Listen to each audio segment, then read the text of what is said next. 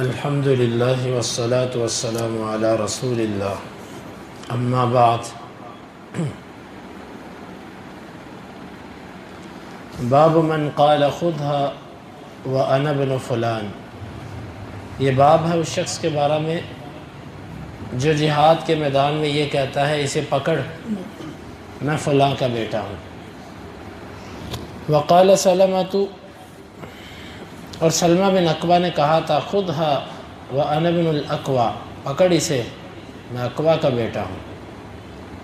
امام بخاری کہتے ہیں کہ ہمیں بیان کیا عبید اللہ نے اسرائیل سے ابو اسحاق سے، وہ کہتے ہیں کہ ایک آدمی نے برا رضی اللہ عنہ سے سوال کیا تو وہ کہنے لگے یا ابا عمارہ اولیتم یوم حنین، اے ابو عمارہ کیا تم جنگ حنین کے دن بھاگ گئے تھے؟ قال البراء، برا رضی اللہ عنہ کہنے لگے وانا اسمع، اور میں سن رہا تھا، اما رسول اللہ صلی اللہ علیہ وسلم فلم یولی یومئذ، اللہ کے رسول صلی اللہ علیہ وسلم تو اس دن نہیں پھیرے تھے، وہ نہیں بھاگے تھے۔ کان ابو سفیان بن الحارث آخذا بعنان بغلتہ، ابو سفیان بن حارث آپ کی خچر کی جو لگام تھی اسے پکڑے ہوئے تھے۔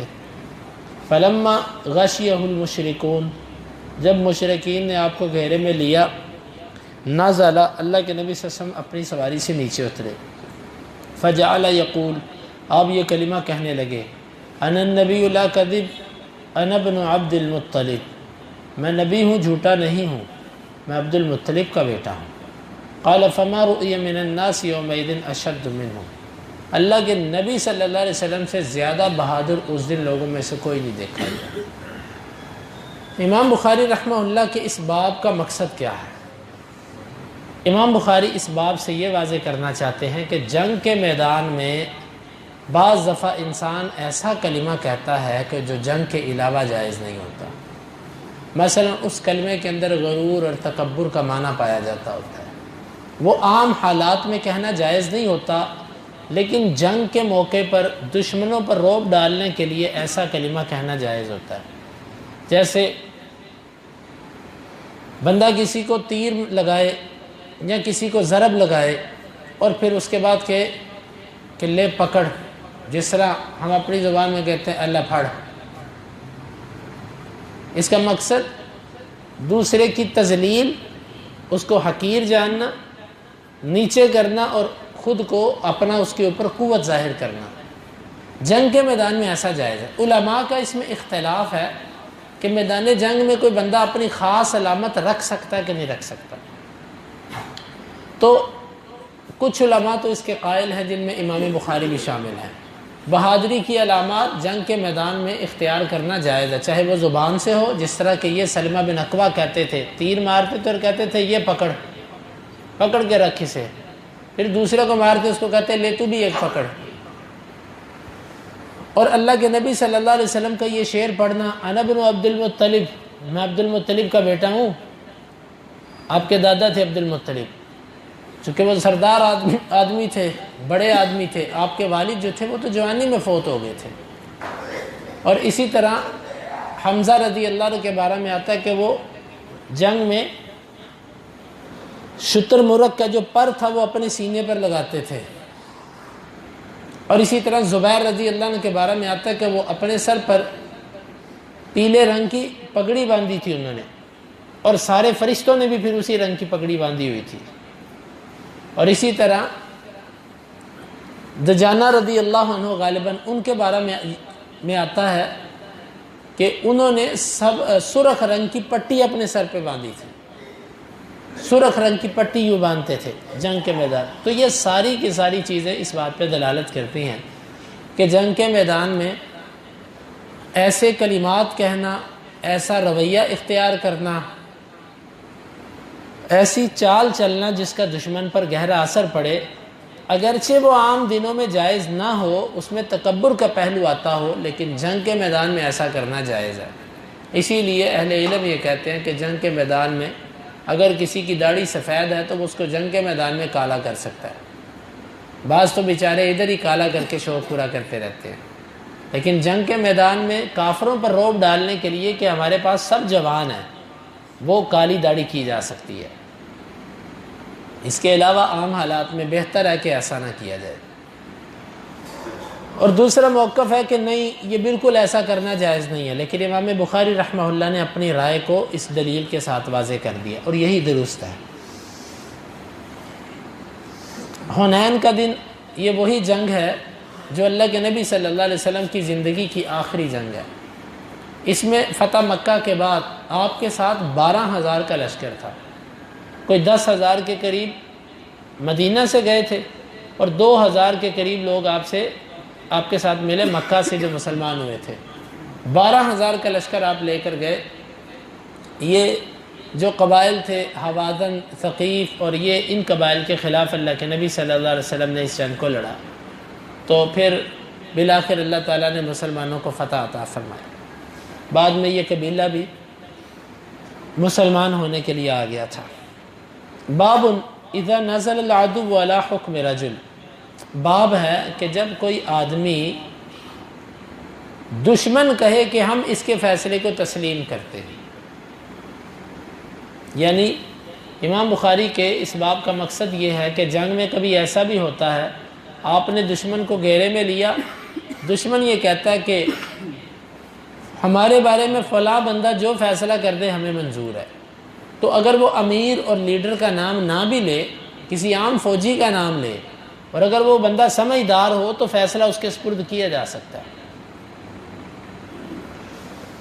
امام بخاری کہتے ہیں ہمیں بیان کیا سلیمان بن حرب نے، وہ کہتے ہیں ہمیں بیان کیا شعبہ نے سعد بن ابراہیم سے، وہ ابو امامہ سے، اور وہ سہل بن حنیف کے بیٹے ہیں، وہ ابو سعید خدری رضی اللہ عنہ سے، وہ کہتے ہیں کہ لما نزلت بنو قریظہ علی حکم سعد، جب بنو قریظہ سعد بن معاذ رضی اللہ عنہ کے فیصلے پر اترے، بعث رسول اللہ صلی اللہ علیہ وسلم، اللہ کے رسول نے پیغام بھیجا سعد کی طرف، وکان قریبا منہ، اور وہ آپ سے قریب ہی تھے، فجاء علی حمار، وہ گدھے پر سوار ہو کر آئے، فلما دنا، پس جب وہ قریب ہوئے، قال رسول اللہ صلی اللہ علیہ وسلم قوموا الی سیدکم، آپ نے فرمایا اپنے سردار کی طرف آگے بڑھو، فجاء، پس وہ آئے، فجالس الی رسول اللہ صلی اللہ علیہ وسلم، وہ اللہ کے رسول صلی اللہ علیہ وسلم کے پہلو میں بیٹھ گئے، فقال له ان هؤلاء نزلوا علی حکمک، آپ نے فرمایا یہ لوگ تیرے فیصلے کے مطابق اترے ہیں، تیرے فیصلے پر اترے ہیں، قال فإني أحكم أن تقتل المقاتلة وأن تسب الذرية، میں یہ فیصلہ کرتا ہوں کہ ان کے جنگجو قتل کر دیے جائیں اور ان کے جو بچے ہیں ان کو قیدی بنا لیا جائے۔ قال لقد حكمت فيهم بحكم الملك، اللہ کے نبی صلی اللہ علیہ وسلم نے فرمایا کہ تو نے وہ فیصلہ کیا ہے جو کائنات کے مالک کا فیصلہ تھا۔ باب کا مقصد تو آپ کو میں نے بتا دیا کہ جنگ کے میدان میں کبھی اگر دشمن کسی سمجھدار فوجی کا نام لے کر کہے کہ ہمیں اس کا فیصلہ منظور ہے، تو اس کے فیصلے کو اس کو حاکم بنانا جائز ہے۔ سعد بن معاذ کون تھے؟ انصار کے دو قبیلے تھے بڑے، اوس اور خزرج۔ ایک قبیلے کے جو سردار تھے وہ سعد بن معاذ تھے۔ ان کی عمر کتنی تھی؟ ان کی عمر تقریباً 35 سال کے قریب، ابھی 40 کو نہیں پہنچے تھے، لیکن یہ وہ سعد ہیں کہ جو اللہ کے ہاں اتنے محترم تھے، ان کا مقام اتنا زیادہ تھا، اس تھوڑی سی عمر کے اندر ان کے اعمال اتنے بھاری تھے کہ جب یہ فوت ہوئے تھے تو اللہ کے نبی صلی اللہ علیہ وسلم نے ان کے بارے میں کہا تھا کہ اہتز لہ العرش، اس کے لیے اللہ کا عرش بھی ہلا ہے۔ اور یہ وہ سعد ہے کہ جب ان کا جنازہ اٹھایا گیا تھا تو اللہ کے نبی صلی اللہ علیہ وسلم نے فرمایا تھا کہ سعد کے جنازے کو فرشتوں نے اٹھایا ہوا ہے، ان کا جنازہ بہت ہلکا تھا، فرشتوں نے ان کا جنازہ اٹھایا تھا۔ یہ عظیم انسان تھے سعد رضی اللہ عنہ۔ خیر، ان کی فضیلت ایک الگ باب ہے۔ سعد رضی اللہ عنہ بنو قریظہ کے دور جاہلیت کے اندر ساتھی رہے تھے، کیونکہ بنو قریظہ والے جو تھے وہ سعد بن معاذ کے قبیلے کے ساتھی تھے، یہ مل کر دوسرے قبیلے سے جنگ کیا کرتے تھے، ان کو بڑا ناز اور مان تھا سعد پر کہ وہ ہماری ماضی کی دوستی کا بڑا خیال کرے گا. جس طرح عبداللہ بن ابی منافق نے اپنے ساتھی قبیلے کا بڑا ساتھ دیا تھا، تو ان کو یہ تھا کہ سعد سردار آدمی ہمارے حق میں فیصلہ کرے گا، کم از کم ہمیں یہاں پر قتل نہیں ہونے دے گا. جب سعد رضی اللہ عنہ کے بارے میں فیصلہ کیا گیا تو سعد جو تھے نا، غزوہ خندق میں ان کو تیر لگا تھا رگ اکھل پر. رگ اکھل پر تیر لگنے کی وجہ سے ان کا خون مسلسل بہہ رہا تھا. انہوں نے اللہ سے ایک دعا کی. اصل واقعہ یہ ہوا تھا کہ غزوہ خندق میں سارے عرب کے لوگ مسلمانوں کو ختم کرنے کے لیے آ گئے تھے. اللہ کے نبی صلی اللہ علیہ وسلم نے خندق کھدوا دی آگے سلمان فارسی کے مشورے پر. ایک جانب تھی بنو قریظہ والی، اس طرف یہ لوگ بیٹھے ہوئے تھے اور ان کا مسلمانوں سے معاہدہ تھا کہ ہم یہاں پر دشمن کو نہیں آنے دیں گے. عین جنگ کے دوران یہود کے باقی قبیلوں کے اکسانے پر انہوں نے عین جنگ کے دوران پیچھے سے معاہدہ توڑ دیا. اب مسلمانوں کی جو پچھلی جانب تھی وہ غیر محفوظ ہو گئی. مسلمانوں کے بچے، ان کی عورتیں سب غیر محفوظ ہو گئے. بلکہ خود مسلمان بھی، آگے خندق ہے، اس کے پار لشکر ہے اور پیچھے والی جانب خالی ہو گئی. اب وہ اگر ایسے گھوم کر پیچھے سے آتے ہیں تو اس میں مسلمانوں کے لشکر کو بھی خطرہ ہے اور مسلمانوں کی جو بچے تھے اور عورتیں تھیں ان کے لیے بھی خطرہ ہے. لیکن پھر کیا ہوا؟ اللہ تعالیٰ نے مدد کی، وقت گزر گیا.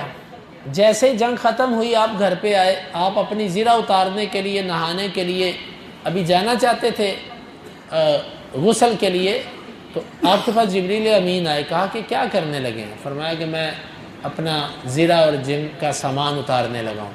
فرمایا کہ ہم نے تو ابھی تک سامان نہیں اتارا. تو پھر کیا مقصد ہے تمہارا؟ اللہ کا حکم ہے بنو قریظہ کی طرف چلیے، ان غداروں کا علاج کیجئے کہ جنہوں نے جنگ کے دوران آپ سے معاہدہ توڑا اور مسلمانوں کے خطرے اور خوف کو بڑھا دیا.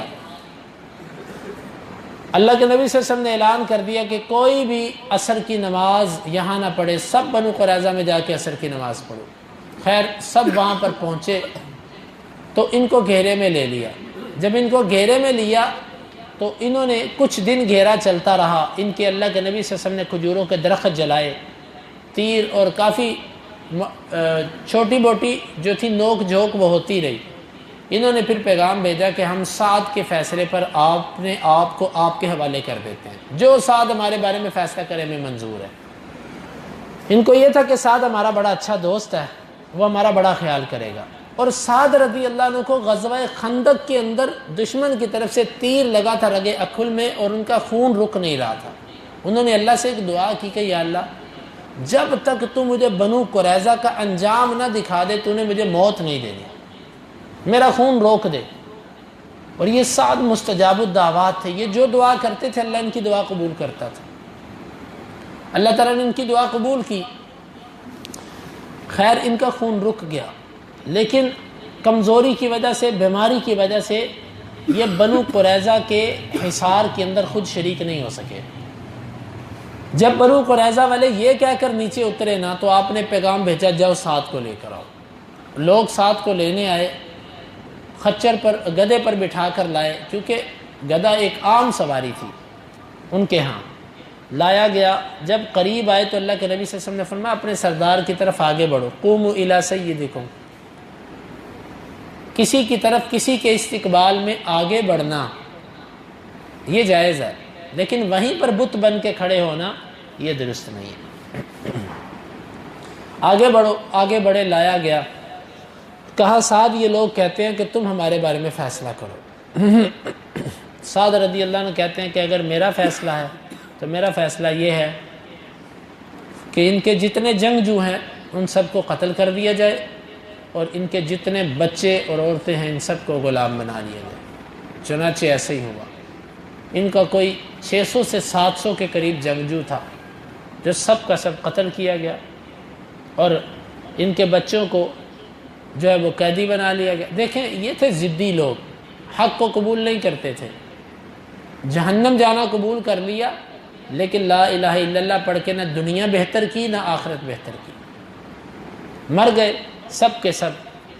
تو یہ ہے امام بخاری رحمہ اللہ کی مراد کہ اگر کبھی امیر اور وزیر اعظم اور حکمران اور صدر اور جنرل یا جو بھی تمہارا ہوتا ہے اس کے فیصلے پر دشمن نہ آئے، کسی اور فوجی کے فیصلے پر کہے کہ ہمیں اس کا فیصلہ اور وہ بندہ امانت دار ہونا چاہیے، وہ غدار اور بکا ہوا اور ایجنٹ نہ ہو، اور اگر وہ اسلام کا مخلص ہے تو ایسا فیصلہ اس کے اوپر سونپا جا سکتا ہے کہ جناب یہ فیصلہ آپ کیجیے، جس طرح اللہ کے نبی صلی اللہ علیہ وسلم نے کیا۔ خیر اس حدیث پر بہت سارے مسائل ہیں جو انشاءاللہ ہم گائے بگائے آگے والے دروس کے اندر بیان کرتے رہیں گے۔